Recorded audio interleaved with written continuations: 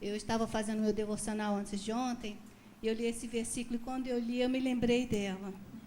E diz assim, em 2 Coríntios 2:14, diz assim: graças, porém, a Deus, que em Cristo sempre nos conduz em triunfo, e por meio de nós manifesta em todo o tempo a fragrância do seu conhecimento. Eu lembrei da Luísa, porque muitas pessoas aqui não conhecem, mas quem fez o curso, ela ministrou o curso Mulher Única aqui na nossa igreja, e depois desse curso não fomos mais as mesmas. Deus trabalhou grandemente em nossos corações, e a gente quer depois continuar esse curso aqui na igreja. Eu queria orar por você, Lu, agradecendo a Deus pela sua vida. Deus, obrigada por esse tempo que o Senhor reservou para nós, Pai. Em primeiro lugar, quero orar pelos membros da igreja, Senhor. Deus, tira as preocupações, como o Davi mesmo falou, Senhor. O Senhor preparou esse tempo precioso para cuidarmos das nossas famílias, ó Pai. Tira, Senhor Jesus, toda inquietação, Pai, vontade de ir embora, Senhor, horário, Senhor. Deus, o Senhor separou esse tempo para falar conosco, Pai. Prepara os corações dos nossos irmãos, a cada um de nós que chegamos aqui, queremos ouvir a Tua voz, o Senhor possa trabalhar o nosso caráter, Senhor. O Senhor disciplina aquele que o Senhor ama, Pai. E nesta noite nós queremos ser disciplinados por Ti, através da Sua rica e poderosa palavra. Por isso nós te pedimos, derrama as Tuas bênçãos sobre a vida da Luísa, Pai. Derrama o Teu óleo sobre a sua cabeça. Dá a Tua unção, Pai, que ela já é ungida por Ti, Pai. Mas que seja acrescentada nessa noite autoridade, poder, Senhor Jesus, sobre a Tua vida, Pai. A sua vida da Tua filha, Pai, para que ela venha falar aos nossos corações. Que haja cura, Pai. Que haja transformação das nossas vidas, ó Pai. Que nós possamos sair daqui não mais os mesmos, ó Pai, mas transformados pelo poder da Tua santa e gloriosa palavra, Pai. Em nome de Jesus. Amém.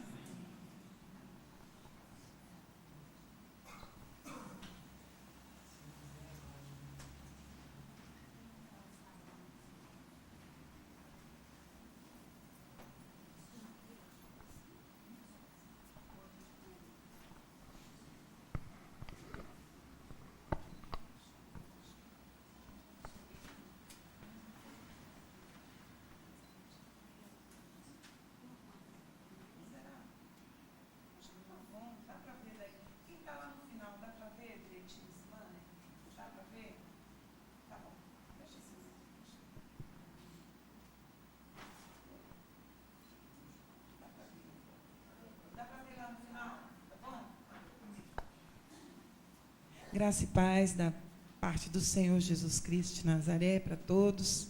É um grande prazer para mim, para o meu marido. Nós criamos um vínculo aqui na Igreja de Nova Vida, em São Cristóvão, uma amizade muito, muito importante para mim.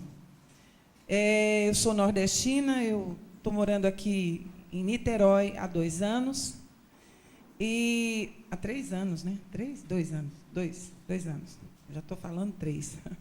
2 anos. E quando o meu marido veio fazer o curso aqui ministerial, nós, através da Marisa, né, a gente conversando ali com a mãe do pastor Maurício, nós entramos assim, conversamos muito, e eu estava assim, muito sem ter o que fazer, porque lá em Recife, eu participava de uma igreja que não era de Nova Vida, e essa igreja que eu participei lá,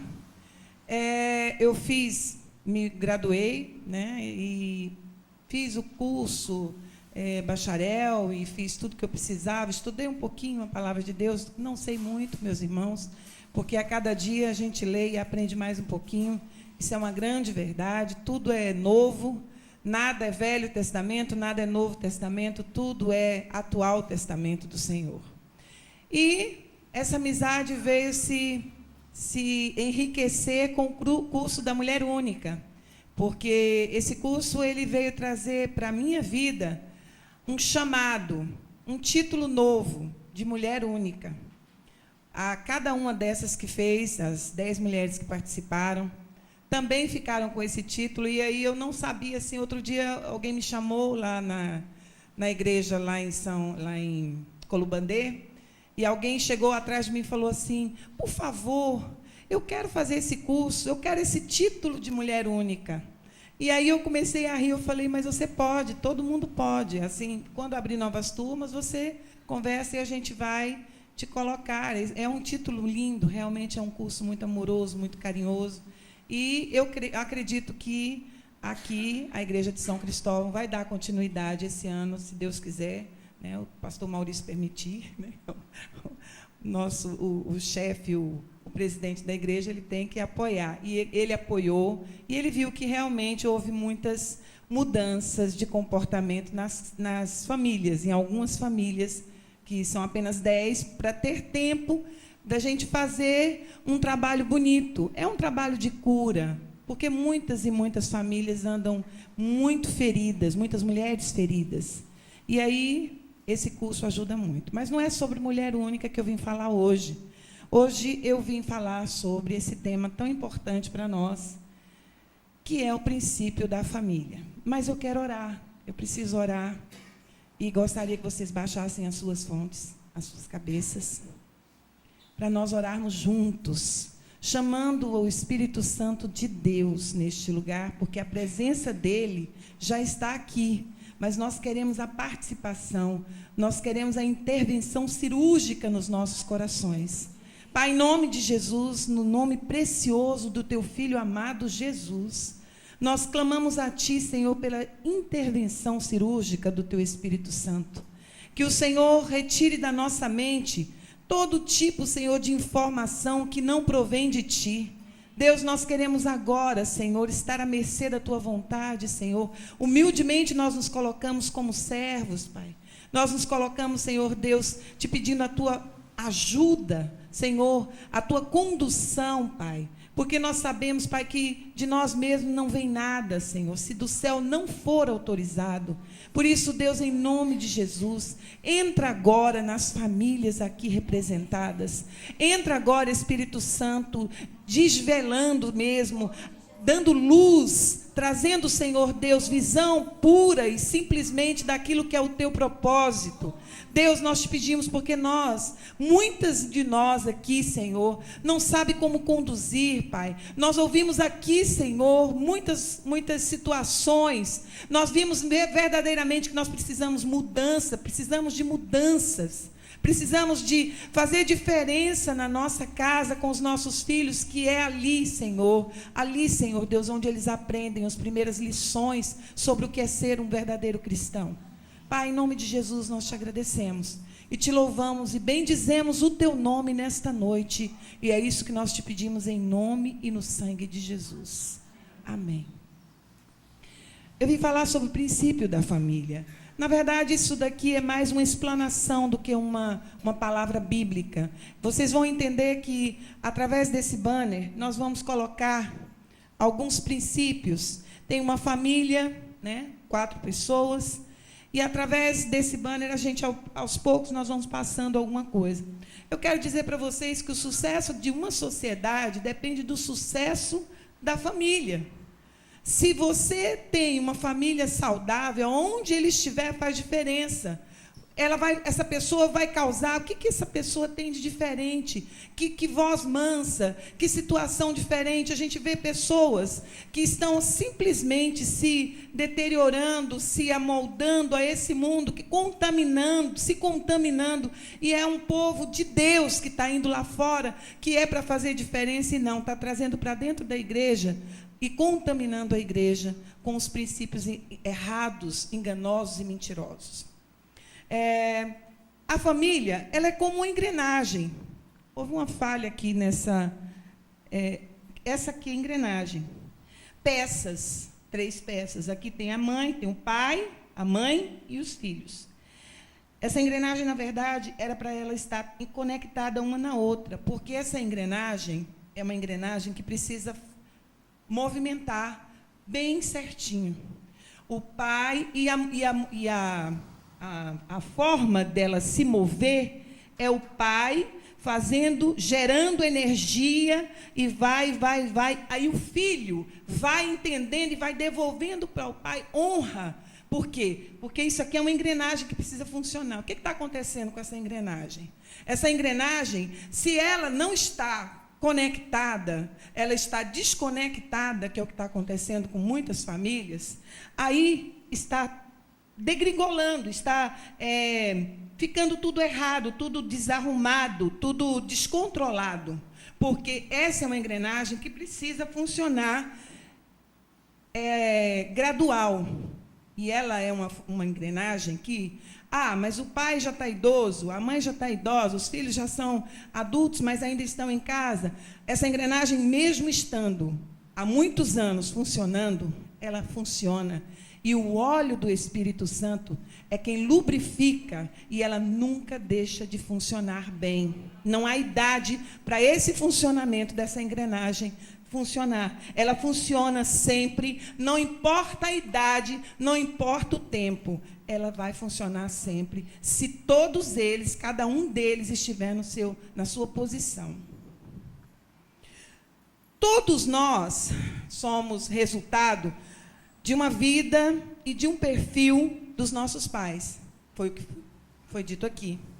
Quando o pai é um exemplo, os filhos vão acompanhar aquele exemplo. Quando o pai não é um exemplo, o que vai acontecer com os filhos? Eles vão verdadeiramente chegar na igreja, vão ser pessoas que vão ser trazidas, às vezes, muitas vezes, obrigados a vir, como foi falado uma das perguntas aqui, que se o filho disser que eu não quero ir, qual é a resposta? Então, a resposta é essa mesmo. É como o pastor Maurício falou. Se o pai é rigoroso, se ele é um pai que tem uma palavra sim, sim, não, não, esse filho nem pergunta isso. Ele não vai perguntar. Pelo contrário, ele sabe que naquele dia, naquela hora, é dia de ir para a igreja e ponto final. Quando esse sistema aqui não está funcionando, aí começam essas perguntas. Você sabe por quê? Porque nós estamos abrindo precedentes para os nossos filhos questionarem o que os filhos dos homens do mundo, das mulheres do mundo, das pessoas que estão lá fora, fazem. E por que fulana pode e eu não posso? Tá bom, então a mãe de fulana deixou, então eu vou deixar você também. Lá fora funciona assim. Aqui dentro, ela tem que funcionar de uma outra maneira. A filha de fulana foi, o filho de fulano foi, mas você não vai. E isso daí, o que está acontecendo? Mas aí eu vou perder a amizade, eu vou perder o carinho, eu vou perder a estima do meu filho. Não, você vai ganhar um servo ou uma serva para Deus. Porque é de princípio que se faz um cristão. Nós temos aqui os componentes do amor, que está dentro desse branquinho aí. O amor. O amor, ele tem 3 componentes, que são afeição,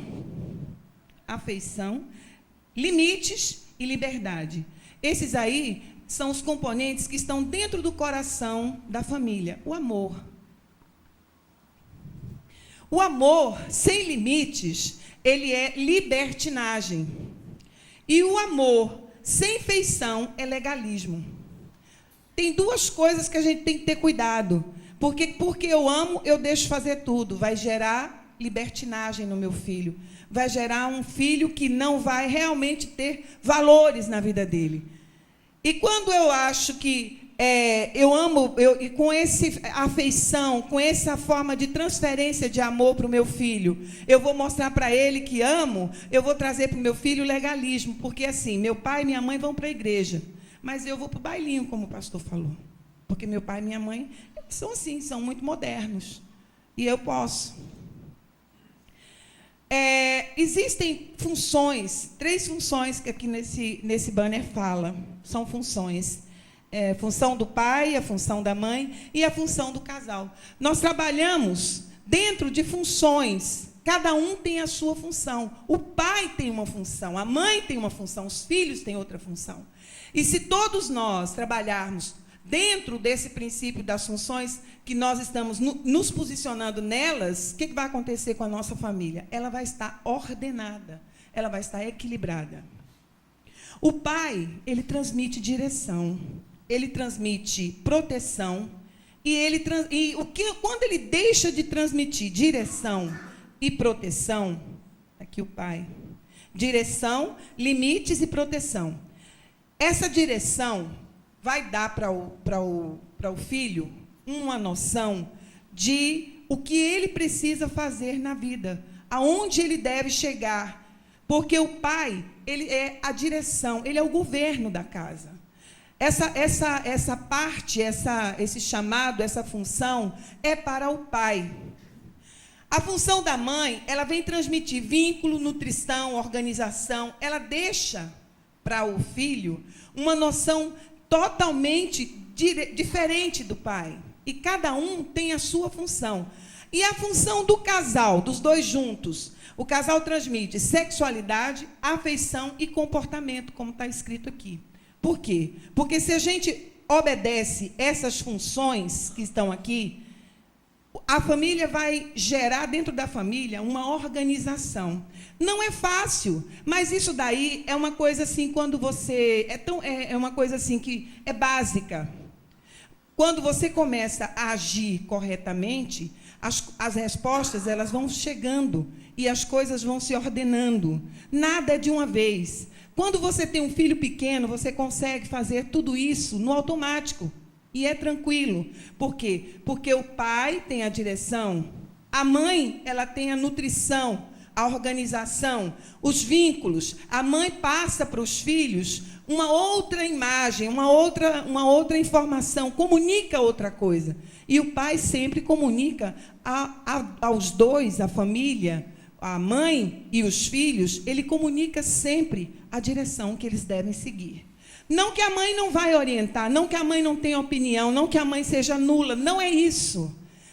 É que quando você se submete a esse governo, a essa direção, a família está debaixo de uma proteção divina. Porque foi assim que Deus criou. E é assim que nós devemos obedecer ao Senhor. A função do pai na direção, quando você tem um pai presente, um pai que está ali, te leva, te orienta, te fala, olha, na igreja tem que ser desse jeito, você nota que esse pai, ele vai estar mostrando para o filho, todas as vezes que o filho pensar em fazer algo fora daquele princípio, ele vai dizer, não, meu pai não faria desse jeito, meu pai faria desse outro jeito. Por quê? Porque ele é um ouvinte e ele é uma pessoa que está ali aprendendo e vendo, é uma testemunha que aprende o certo e o errado. O pai ausente, ele também traz uma outra forma. O pai ausente, ele traz para o filho uma visão de descontrole. Porque o filho fica sem direção, ele fica sem saber para onde vai, ele não sabe fazer escolhas, ele não sabe para onde deveria fazer. As amizades são erradas. Por quê? Porque o pai não estava presente para observar. A gente muitas vezes tem errado, tem pecado por falta de observação. Muitas vezes a gente fala assim, mas eu trabalho, como disse o pastor Maurício, eu faço todas as coisas. É uma questão de organização, é uma questão de ordem. Nós precisamos ordenar o nosso tempo, nós precisamos fazer do nosso tempo um organograma ou fazer uma agenda, porque você precisa ter tempo para fazer todas as coisas e dá tempo. Agora, quem passa muito tempo no Facebook, no Instagram, nessas coisas todas que a internet faz, que é uma beleza, é uma chave, é uma ferramenta. Mas tem mulheres que estão na cozinha fazendo alguma coisa e ali no Facebook falando com as amigas e tal, e tal, e tal. E aí você veja que a gente tem perdido muito tempo, né? Eu acho que tem algumas pessoas que fazem isso, eu não sei, mas tem muita gente que faz dentro da igreja. Se eu estiver errada, vocês me corrijam depois. Mas tem muita gente que perde tempo com coisa que não edifica. E aí, esse tempo, mal administrado, ele vai ser cobrado pelo Senhor. Porque o que o Senhor colocou nas nossas mãos foram joias preciosas para nós cuidarmos, até a idade adulta, até aquela idade que eles respondem por eles mesmos. Então, você vai dar conta de seus filhos para Deus. E que vergonha vai ser quando a gente falar assim, Senhor, eu não tive tempo, porque eu tinha que trabalhar, eu tinha que fazer isso, tinha que fazer aquilo outro, e você não priorizou um tempo de qualidade para os seus filhos. Vamos falar de limites. Os limites estabelecidos pelo estilo de vida, os limites são estabelecidos pelo estilo de vida do pai. E ele vai determinar uma proteção moral e espiritual dos filhos. Quando você dá limites para os seus filhos, você dá o quê? Você dá uma posição moral e espiritual. Você dá para ele como? Olha, meu filho, é assim, quando você tiver adulto, quando você for dirigir, você vai ter que obedecer às leis de trânsito, você vai ter que obedecer às leis morais, você vai ter que obedecer. Tudo isso o pai transmite com a própria vida. Mas quando um filho chega e vê o pai passando sinal vermelho, chegando um monte de multa para pagar, o filho está ali dentro ouvindo tudo isso e vendo, assistindo tudo isso. É multa, horários deturpados de chegada em casa. E o espiritual também. Ele vai olhar o físico e vai olhar o espiritual. Se o pai é um homem verdadeiro, como foi dito aqui, aqui dentro e lá fora é a mesma pessoa. Se lá no trabalho, se aqui na igreja, se lá onde ele estiver, se ele é a mesma pessoa. Esse é um propósito, esse é uma função que o pai passa para os filhos. E o filho, você chega para ele e fala assim, olha, meu filho, seu pai guarda os mandamentos, eu estou ensinando aqui para você os mandamentos, e o pai não diz que guarda, mas o pai diz que eu vou ensinar para você os mandamentos. Só que o pai que conhece, que está dentro dessa engrenagem que nós mostramos aqui, ele não ensina, ele vivencia os mandamentos. Ele guarda os mandamentos. Então, quando ele faz isso, ele também está dando uma noção e executando a função dos limites, mostrando para os filhos que ele não somente sabe, mas ele guarda os mandamentos, ele cuida desses mandamentos, ele tem esses mandamentos no seu coração. Nós ensinamos para os nossos filhos, e isso também é uma condição de limites, a obedecer a Deus obedecendo. Porque não existe aquela história que lá no mundo fala assim, ó, faz o que eu estou te dizendo que vai dar certo. Agora, não faz como eu fiz, não. Nem faz como eu faço, não. Não é faço o que eu digo e não faço o que eu faço. Isso não existe, isso é lá no mundo. Isso aí é uma cultura mundana, endemoniada. Porque não existe, é como eu vivo, a maneira que eu vivo. É o livro que eu faço meu filho ler. Esse é o livro que ele deve ler e ouvir e saber que isso daí é aprovado. E é uma forma de mostrar para ele que eu posso dar exemplo para o meu filho. Como muitos pais hoje não têm exemplo para dar. Muitas crianças que se converteram na marra dentro da igreja, no passado, hoje estão fora da igreja. Mas eu creio que eles foram ensinados. Muitas igrejas no passado não tinha essa escola, essas salas de aulas específicas para as idades. Não existia isso. E então, eles eram obrigados a vir à igreja. No passado, muitos e muitos jovens, que hoje já voltaram, glória a Deus por isso, já voltaram para a igreja, porque tiveram o quê? Princípios dentro da igreja. Eles não esqueceram os princípios do pai servo, porque isso é o que nós temos que fazer. Pais servos dão limites aos filhos. Eu conheço um casal que tem uma igreja muito abençoada lá em Recife. E esse pastor foi, inclusive, lá nessa igreja, pastor Maurício, que eu me converti. Eu estava muito doente e eu fui para essa igreja, a igreja lá do pastor Paulo Hortêncio, a minha colega ali, minha amiga, conhece. Um senhor muito abençoado, um preletor muito abençoado. E ele tem alguns filhos. Ele tem o filho mais velho dele, que também é Paulo. Cresceu dentro da igreja. Ele foi um rapaz assim que os princípios, mandamentos do Senhor e tudo, ele estava ali dentro da igreja. Aquele pai, um pai amoroso com os filhos, uma família muito ordenada, muito organizada. Mas lá pelas tantas, esse Paulo começou faculdade. Aí os amigos da faculdade, vamos ali e tal, mas você é muito careta e tal. Disse, não, eu vou para casa. Mas aí, água mole em pedra dura, tanto bate até que fura, porque os princípios dele eram o quê? Ele estava querendo conhecer o mundo, ele estava curioso para conhecer o mundo. E o pai sempre dizendo, filho, olha, isso daí não é bom para você. E aí começou ele chegando tarde uma vez, uma tarde outra vez, depois cheiro de bebida, depois isso assim. E aí esse rapaz foi e saiu da igreja.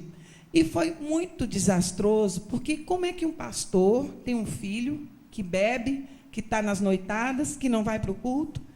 E aí a gente sabe que a igreja fica assim, mas por que está acontecendo isso com o filho do pastor Paulo, com o filho do pastor, com o filho do diácono, com o filho do servo tal? É uma família de oração, é uma família de intercessão. Gente, acontece com toda a família. Ninguém está livre disso, porque filho de crente não é crentinho, como foi dito aqui. Filho de peixe é peixinho, filho de urso é ursinho, mas filho de crente não é crentinho. E eu sei que esse rapaz, a mãe me contou, disse que o pai dormia bem. O pai falava assim para a mãe dele, olha, vai dormir, querida, vai dormir, ele vai chegar. Deus não vai deixar que ele se perca. Eu sei das promessas de Deus na minha casa. Vai dormir tranquila. Eu confio no que Deus está fazendo com ele lá no mundo.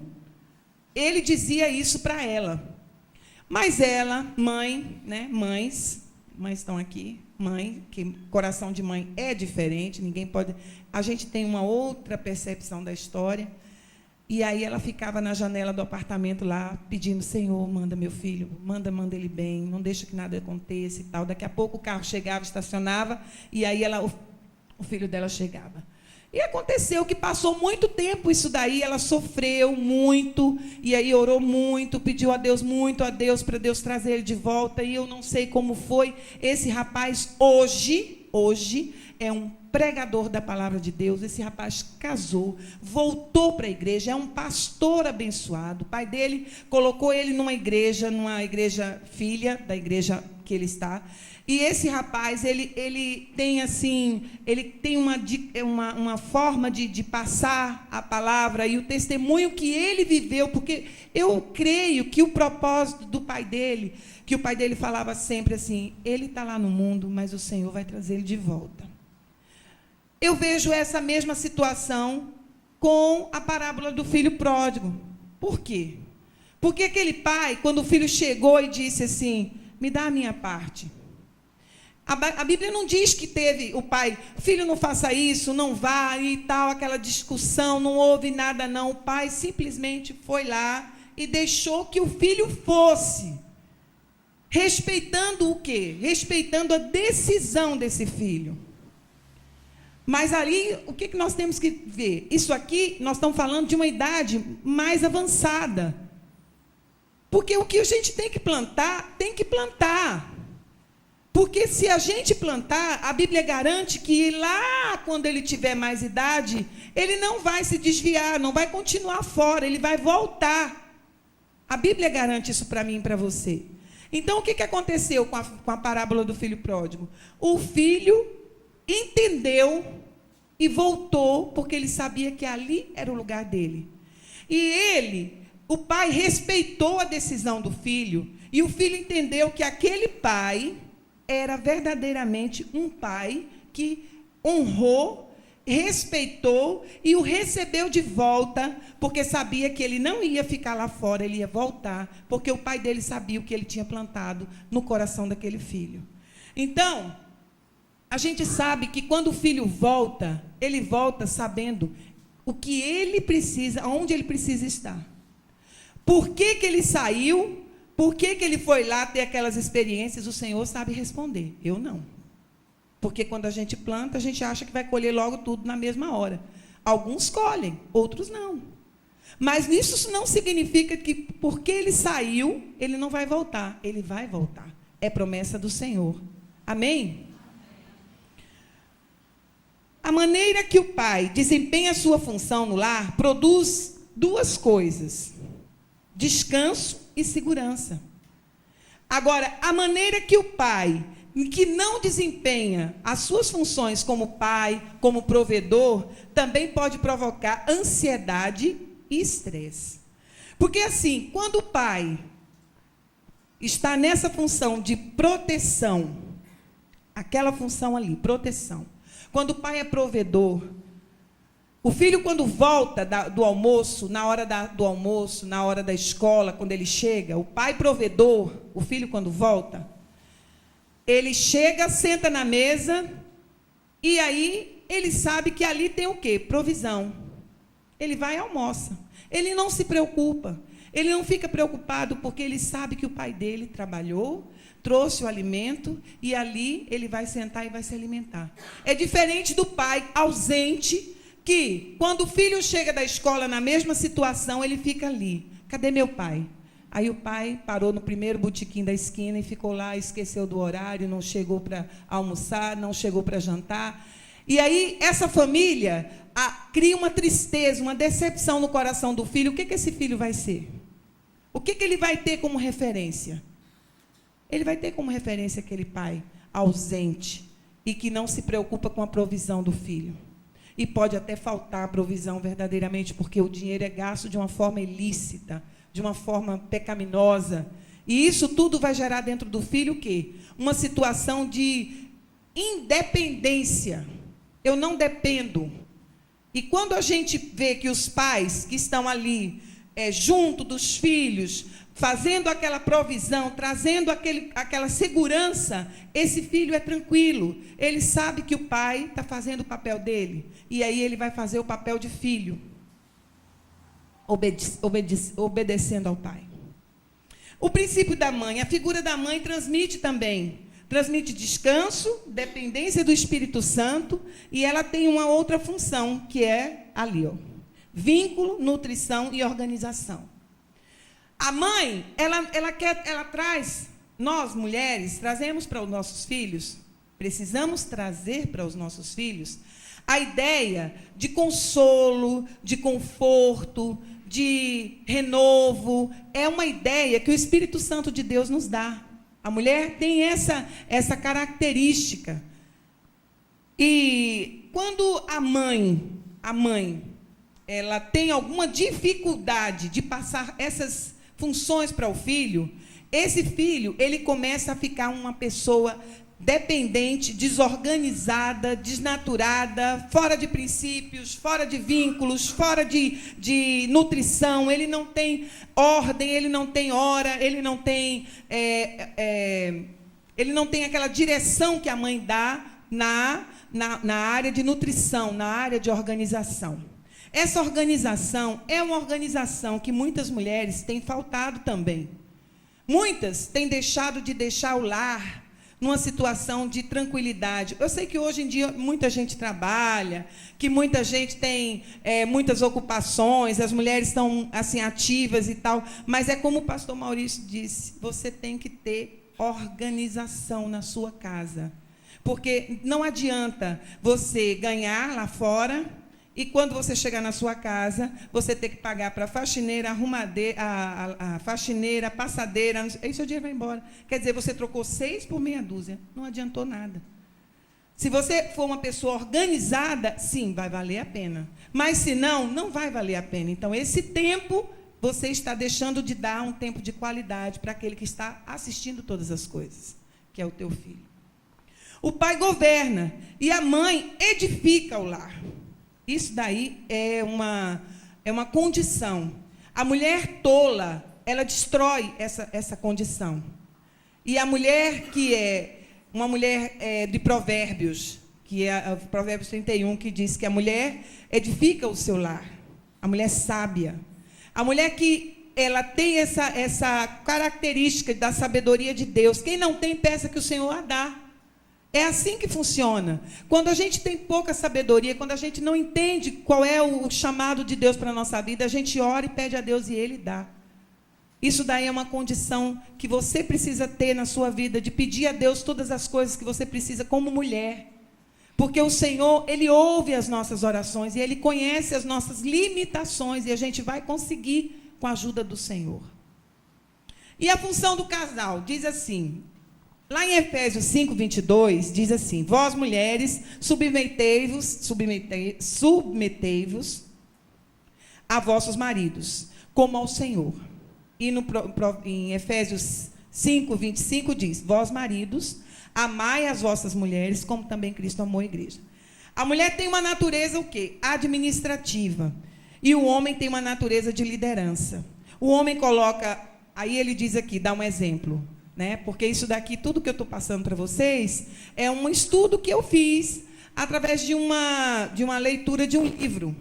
E a gente vê que tem muita coisa, tem muita riqueza nesse livro que vai estar dando para nós orientações como pais e que nós vamos estar absorvendo e botando de lado aquilo que não é apropriado, aquilo que não convém e colocando em prática, porque ainda há tempo para fazer coisas novas na nossa casa. O Senhor ainda é misericordioso, Ele traz para nós ainda hoje, nesta noite, uma motivação diferente, algo diferente que a gente ainda tem como mudar algumas coisas.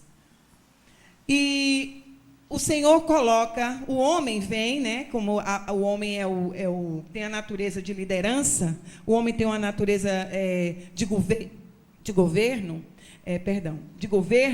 Então o homem chega e faz o quê? Ele traz o espermatozoide e a mulher gera um filho. Passa a nutrir aquele filho naquela gestação, e aquele filho, ela vai e entrega para o marido um filho prontinho. Eu não estou falando aqui da intervenção da criação, mas eu estou falando da natureza. Um espermatozoide gera um filho que é nutrido no ventre da mãe, e esse tempo de nutrição, de 9 meses, aí quando passa esse tempo, o que aparece? Uma pessoa nova, um ser precioso que foi gerado por Deus no nosso ventre. E também o homem, ele vai lá, faz as compras. E o que acontece quando ele faz as compras? Ele compra os mantimentos, ele compra todo o suprimento, chega em casa, traz ali tudo na matéria-prima. A mulher pega aquilo tudo, faz uma comida gostosa, põe na mesa e todo mundo come. A mulher transforma algo que é matéria-prima numa coisa saborosa. Então, são princípios, são funções, são capacitações que o homem dá para a mulher e para o homem. E que nós estamos, sabe o quê? Desengrenando a engrenagem perfeita que o Senhor colocou. Aqui diz o seguinte: não existe submissão sem missão, como também não existe missão sem submissão. Nós, mulheres, nós não fomos criadas para andar atrás do marido. Quem anda atrás do marido é muçulmana. É assim. Nós não fomos criadas para andar na frente do marido. Quem anda na frente do marido é Jezabel, é espírito de manipulação. É muito claro na Bíblia. Nós fomos criadas porque fomos tiradas do lado, para andar do lado do nosso marido, com a proteção desse marido. E aí está havendo o quê? Uma confusão. Tem hora que a mulher está querendo andar na frente, tem hora que ela quer andar atrás, tem hora que ela está perturbada, não sabe que lado ela vai ficar. E assim, está confuso. Está confuso. Mas sabe por quê? Porque se você for para o princípio, você vai entender de onde você saiu. Então, submissão não é sujeição, é submissão. É sob uma missão. Vocês que são solteiros, tem solteira aqui, solteiras? 1, 2. Ô, pastor Maurício, que bênção, só tem 2. Glória a Deus, tem igreja que quando a gente fala assim, tem 40. Tudo levantando a mão. Quando a gente conhece uma pessoa, a gente precisa conhecer a missão dessa pessoa. Se ela tem, qual é a missão dela? Porque pessoas que não têm missão, olha, nem invente. Porque sem missão, sem visão de uma missão, é uma pessoa sem sonhos e sem uma realidade. Essa pessoa que tenta, que tem uma casca bonita, que tem uma fachada bonita, mas que o conteúdo é zero. Por quê? Sem missão não dá. Sem missão você não tem como atingir os objetivos do Senhor. Sonhos, missão. Quando uma pessoa tem missão, aí sim, pode casar. Mas sem missão, nunca, jamais. Porque a pessoa vai passar uma vida inteira, ele já está numa idade de casar, e não sabe o que vai fazer, não vai saber nunca, vai ficar assim. Ora faz, ora não faz, ora ora deixa de ser. A mulher, ela tem 3 elementos que trabalham trazendo proteção aos filhos. E essas 3 estão aqui. E são nessas 3 aqui que muitas famílias estão falhando, que é sexualidade, afetividade e companheirismo. Muita gente não está entendendo o poder dessas 3 funções. A sexualidade, por quê? Por quê? Tantos e tantos está acontecendo as infiltrações e as Jezabels, as Dalilas da vida estão dentro da igreja. O joio está aqui, a gente não sabe quem é joio e quem é trigo. O Senhor sabe, mas nós não. Então, tem muita gente que vem para a igreja para desencaminhar, para destruir casamento, para arrumar um casamento dentro da igreja, mas com um homem já casado. Isso acontece, tem caído muitos crentes nessa conversa. Então, as esposas estão o quê? Falhando em algumas coisas. Por quê? Porque quando um homem está mal nutrido, mal alimentado, mal amado, ele pode ser o que for, dentro da igreja ou fora da igreja, ele está suscetível a uma Jezabel ou a uma Dalila da vida. E a gente precisa vigiar e depois orar. Primeiro vigiar. Como é que eu vigio? É fazendo o meu papel na minha posição de esposa. Sexualmente sendo uma mulher atrativa, uma mulher... Porque o que acontece? O meu marido estava contando ontem uma história bem rapidinha que vou passar para vocês. Disse que uma moça muito bem estudiosa, uma moça bem de família muito nobre, casou com um rapaz, e ela era médica e o rapaz era um engenheiro, um juiz. Ele era juiz. E aí o casamento foi tudo bem, as famílias todas quiseram, tudo aprovando, tudo certinho. Lá pelas tantas do casamento, 1 ano, foi 2 depois, 1 ano depois, essa questão de depois, eu não sei dizer qual foi, eu vou contar só o caso. Meu marido está ali ouvindo e ele está me corrigindo. Mas a questão é o seguinte, essa moça, depois de 1 ano de casada, foi contar para a mãe que o marido não estava mais, assim, frequentando a obrigação dele como deveria. E ela chorosa, e o pai passou e escutou essa conversa. E aí ela dizia para a mãe, não sei o que está acontecendo, acho que ele tem outra. A mãe, mas não é possível, só com 1 ano de casado, não é possível. E aí vai para lá. Aí o pai falou assim, filha, você tem um tempo aí comigo, eu vou lá na tua casa. Aí foi na casa dela. Posso ir com você? Posso. Ele foi na casa dela, olhou lá a casa dela e falou, filha, você me dá 2 horas, eu volto daqui a pouco. Aí ela foi. Ele foi, saiu. Ele voltou com um espelho grande. Um espelho bem grande. E aí chegou com esse espelho e pregou esse espelho na parede, já na saída do quarto dela. No corredor, ele vai lá e colocou aquele espelho lá. No primeiro dia, aí falou, filha, deixa isso aqui 1 mês só. Só basta 1 mês. Depois você tira, dá, troca, faz, quebra, faz o que você quiser. Deixa aqui 1 mês, tá bom? Combinado? Combinado.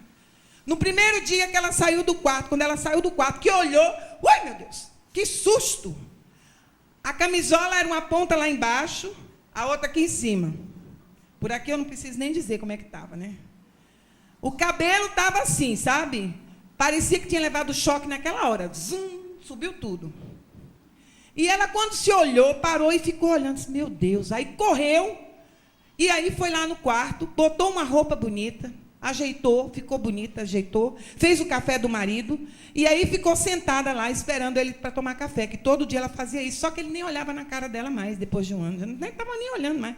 Também ninguém merece. Ninguém merece. Eu vou dizer para você, não é porque é crente que ele gosta de qualquer coisa, não. O homem gosta de ver o que é bonito. A gente precisa se organizar, a gente precisa se pentear, a gente precisa se arrumar, passa um batom. Olha só, minha irmã, tem que se produzir mesmo. Porque ninguém é obrigado a ficar com uma carne de terceira. Você casa com a de primeira, depois de 1 ano vira uma carne de terceira. Peraí, não é assim. Se cuide, se arrume. Pegou uns quilinhos, aí bota um vestidinho mais arrumadinho para não aparecer, ou então faz uma dieta. Mas tem que se cuidar. E aí o que aconteceu com aquele homem? Ele, quando sentou, olhou para ela e falou, você vai para onde? Aí ela olhou para ele e fez, para lugar nenhum. Eu vim tomar café com você. Ele nunca mais tinha ligado para ela do trabalho. Ele era um juiz. Quando ele chegou no trabalho, nas primeiras horas, ele desmarcou um monte de coisa que ele tinha marcado para aquele dia. E começou a ligar para ela e dizia, tudo bem com você? E ela, tudo bem, meu amor. E ela disse, olha, o negócio valeu, hein? E aí, depois, aí ele chegou mais cedo. E ele chegou mais cedo, e aí ela viu que aquilo ali funcionou durante 1 mês. Ela mudou E começou a fazer o quê? A se amar, porque ela tinha se abandonado. E aí, se quando eu me abandono, as pessoas já me abandonaram faz tempo. E aí ele viu que aquela mulher era uma mulher verdadeira, era a mulher que ele se apaixonou, era a mulher que ele casou, era a mulher que ele amava, era a mulher de todos. Ela parecia uma bruxa e, de repente, ela estava ali uma princesa. Moral da história, o casamento deles ficou um casamento que voltou a funcionar. E o pai foi lá e viu que aquilo que a ideia que ele deu, funcionou. Porque ele viu que a filha era uma jovem, mas ela estava perdendo princípios. E que a mãe dela já devia também ter feito isso, e ele viu que isso aí funcionava. Alguém deve ter feito isso com ele. Né? Eu sei que a gente precisa ter cuidado com essa questão da sexualidade, porque também é uma coisa muito forte no casamento e dentro da sua família. A afetividade, o companheirismo. Ele diz aqui que a afetividade é carinho, compreensão, respeito, paciência, e ao longo de um relacionamento no dia a dia do casal, molda o caráter dos filhos. É verdade. Quando você respeita o seu marido, quando você honra o seu marido, os seus filhos vão fazer a mesma coisa com o pai. Porque eles estão ali como o quê? A primeira escola de um filho é o quê? É a sua própria casa. Aí ele começa a aprender ali os princípios certos ou errados. E isso daí é uma verdade estabelecida, mas que nós podemos mudar. O companheirismo é uma capacidade de liderar e apoiar, passada pelos pais, e é um entrosamento físico, emocional, profissional, financeiro, que constrói nos filhos a capacidade de fazer novos acordos, de ser uma pessoa acordada, uma pessoa com condição de negociação, com condição de ouvir, com condições de falar. Causa nos filhos uma janela de muitas e muitas opções. Porque o companheirismo dá para eles, ele entende que meu pai é um companheiro da minha mãe. Meu pai é o meu companheiro também. Aonde eu vou, meu pai está presente. E aonde a minha mãe está, o meu pai está presente. Porque tem muitos casais aqui na igreja que a mulher fica em casa. Não deu tempo, não estou ainda, vou ter que lavar aqueles pratos todos. Vai na frente, meu querido. Aí chega lá, o culto começa, termina, e ela está lá em casa ainda enxugando os pratos. Como assim? Deixa tudo, minha amada. Deixa tudo, meu amado. E vai ter na palavra do Senhor. Vem buscar o alimento aqui. Quando você voltar, você faz todas as outras coisas. Prioridade é uma coisa que a gente aprende. É um princípio que, se você não der essa prioridade na casa do Senhor, é um princípio, como o meu marido falou. Quando você quebra um princípio, o princípio te quebra. Porque lá na frente você vai estar fraco, fraca espiritualmente. Quando o desajuste maior que existe entre a mãe, o pai e os filhos. Um desajuste da mãe é quando o marido se anula, é justamente aquela coisa que eu disse, ela fica à frente, a Jezabel. O marido se anula para evitar problema, evitar confusão, então ele se anula, ele não fala nada, deixa que a mulher vá para frente. E aí ela começa a dominar a casa, isso daí quebra princípio, é um desajuste muito forte e vem pela mulher. A troca de papéis da mulher, ela vem causar também, não é uma verdade, mas é um dos mecanismos que atuam no homossexualismo.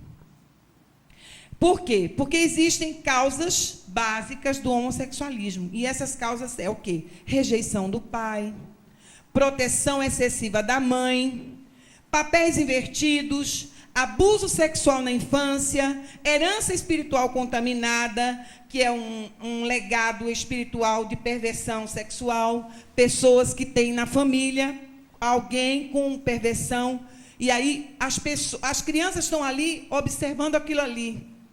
E aí, quando a família não tem uma pessoa equilibrada e chega e diz, olha, aquilo ali, sabe o que é? O seu tio, a sua prima, alguém da sua família, está acontecendo, ela está em desobediência ao Senhor. Mas quando a família deixa e diz, não é o momento de educar meu filho ainda não. Aí o que ele começa a ver? Aquela vida muito engraçada, que só fala coisa em todo mundo ri, chama atenção, e aí essa criança é atraída por aquela situação, né? Esse legado de imoralidade na família também é uma das causas da homossexualidade. Envolvimento familiar com o espiritismo também, porque você sabe, eu sei, que todas as pessoas que estão assim num nível mais alto lá dentro, né, da casa do inimigo, a maioria deles, o quê? Os homens são pervertidos, eles trocam a identidade, porque o Satanás ele faz isso. O diabo ele veio para matar, roubar e destruir. O que ele faz, por excelência, são essas três coisas. Então, as pessoas que dão legado de mentira, pessoas que não dão testemunho na sua família, pessoas que estão realmente fora do propósito de Deus, pessoas que fazem, não, eu vou lá só porque é festa assim, tal, eu vou na casa da fulana, aí chega lá, tem aquelas manifestações todas, você não explica nada para o seu filho que está acontecendo, ou você não vai, como disse o pastor Maurício. Não vamos. Nós não vamos. A gente tem que saber escolher. Não, você não vai quebrar um princípio de família, não. Você vai preservar a sua família. Porque, como diz meu marido, a família é a sua casa. Você, seu marido e seus filhos. Essa é a família. O resto, hoje, depois que você sai de casa e se une ao seu marido, é parente. Então, quando é parente, você pode dizer não. Amém? Porque se a gente não fizer isso, se a gente não escolher, não fizer as escolhas, os nossos filhos vão escolher sozinhos e vão escolher mal. Porque você deixou de se colocar como pai, como governo da casa. Existem algumas consequências do abuso de autoridade, que é legalismo e rebelião. Também egoísmo, também delinquência. Tudo isso é quando você abusa da autoridade do pai, da família, do Senhor.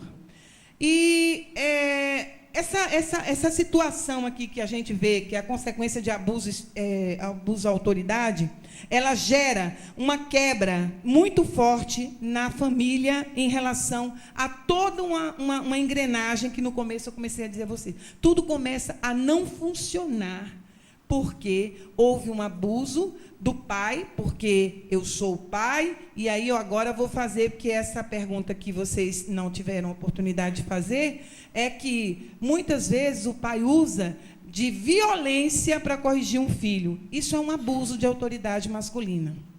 Né? E tem outros abusos também, que a mãe também, é o abuso de autoridade feminina. Tipo, a mãe sai e diz, olha, eu não vou estar aqui e tal, e aí chega a hora do filho chegar, não tem ninguém para receber. Tem muitas coisas que nós estamos deixando de fazer e que estão gerando na mente dos nossos filhos o quê? Abandono, rejeição. E sabe quem é que vem adotar nessa hora que eles estão com o coração desse jeito? O inimigo. Porque nunca não pense nunca que você não deu. É pessoal. A minha responsabilidade é pessoal. Eu tenho que saber o que eu posso, o que eu não posso fazer. E não há negociação nesse abuso, nessa forma de comportamento. Não existe negociação. Eu tenho que fazer o que é certo, o que é justo, o que é agradável aos olhos de Deus.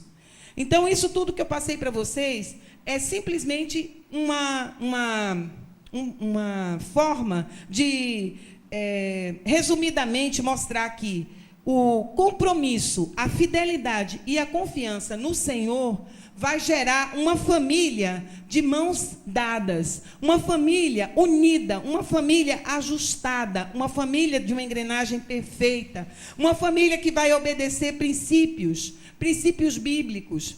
O Davi estava falando aqui, e eu escutei, né, essa parte, onde o pai chegou com o filho, né, o pai era da igreja, um servo do Senhor, um diácono, né?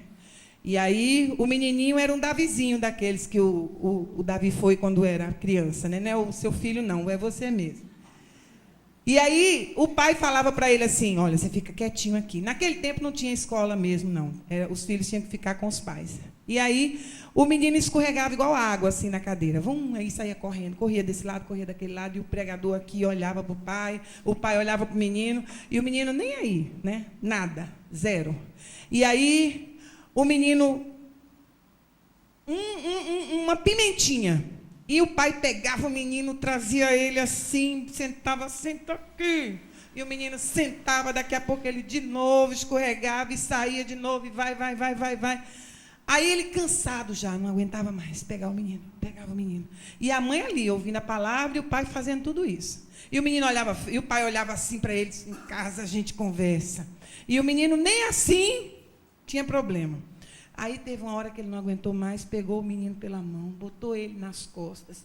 E o menino olha para trás e começa a gritar: irmãos, orem por mim! E sai gritando, porque ele sabia que aí não tinha mais jeito.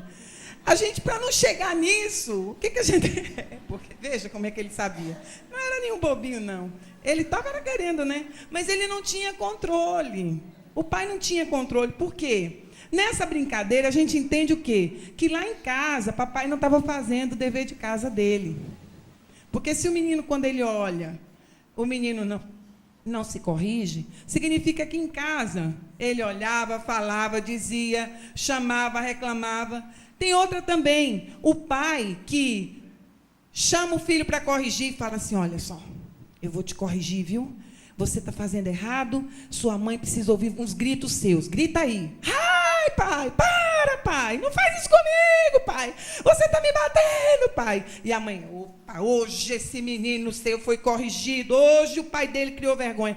E o menino: ai, pai. E os dois estão sentados na cama. E o menino: ai, pai, não sei o quê. Esse menino, que é um caso que eu conheço e é verídico, isso aconteceu, hoje ele está nas drogas. Porque o pai fez coisas, quebrou princípios, mentiu, né? Ensinou o filho como é que mente, né? E a mãe achava o quê? Hoje ele está sendo corrigido. Ela fez a queixa para o pai e ensinou e falou para o pai assim: olha, quando seu pai chegar, hoje você vai ser corrigido. Hoje seu pai vai te dar, lá na nossa terra chama uma pisa, que é uma surra, né? Eu não sei, é surra, né? Então tá. Lá você vai levar uma pisa. Aí ele fala: pronto, está tranquilo, se eu vou apanhar do meu pai, eu não vou apanhar nada. Eu já sei como é que vai ser o esquema de teatro.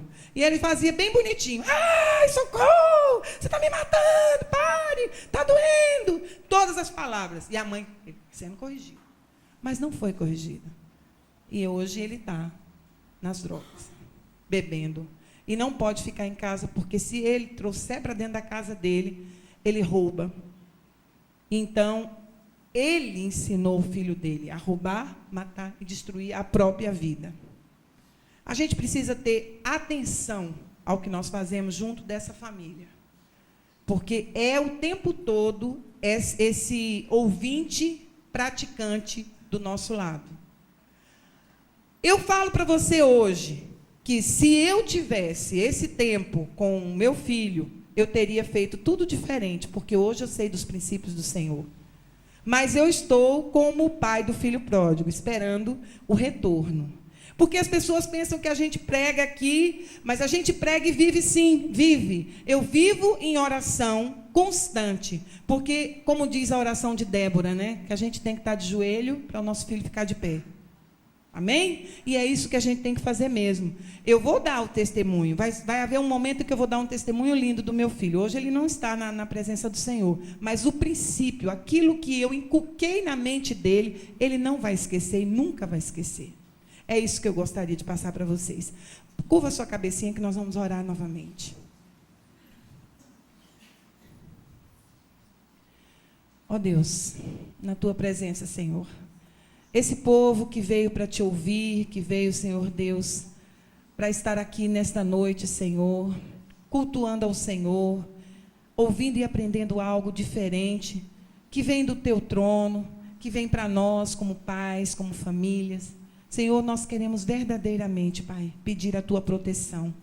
Senhor, pedir a tua proteção sobre os nossos filhos, a nossa família. Pedir, Deus, em nome de Jesus, que o Senhor os guarde, que o Senhor os livre de todo mal, que o Senhor nos ensine, como mães, como pais, Senhor, a nossa posição, Senhor, que não haja negociação, Pai, que não haja nenhuma forma, Senhor, de trocar, de cambiar mesmo, Senhor, nada com os nossos filhos, Pai, mas que eles possam perceber que pela leitura da nossa vida, na nossa posição, Senhor, nós possamos mostrar para eles verdadeiramente que nós não somos uma pessoa de duas personalidades, mas que nós temos uma só personalidade. E que essa personalidade foi forjada no poder do nome do Senhor. Pai, em nome de Jesus, a família, Senhor, é uma célula preciosa, que o Senhor, Deus, em nome de Jesus, tem preservado, e que muitos aqui, Senhor, não entenderam ainda, muitos aqui na terra, não entenderam ainda, que é uma célula preciosa, e que nós precisamos verdadeiramente ir para a posição correta, Senhor, voltar às veredas antigas, Senhor, endireitar aquilo que nós desviamos, os atalhos que nós fizemos na nossa vida. Lá no passado, Senhor, nós fizemos muitas coisas, Senhor, que veio agora, nesse presente, Senhor Deus, trazer consequências. Pai, em nome de Jesus, o Senhor diz que tudo que o homem plantar, isso ele colherá. Sim, Senhor.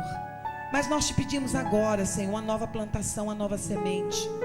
Queremos plantar agora, Senhor Deus, filhos verdadeiros, adoradores, Pai.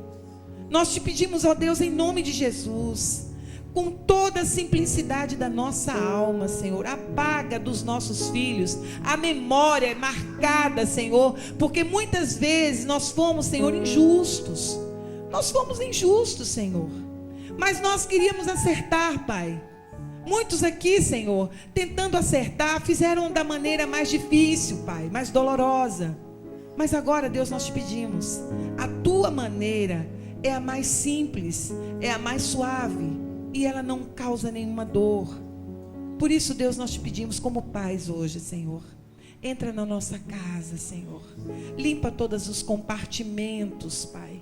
Limpa, Senhor Deus, ali onde houve, Senhor Deus, um mover diferente, uma palavra, Senhor, que foi lançada e que ainda está no coração dos nossos filhos, ó Deus.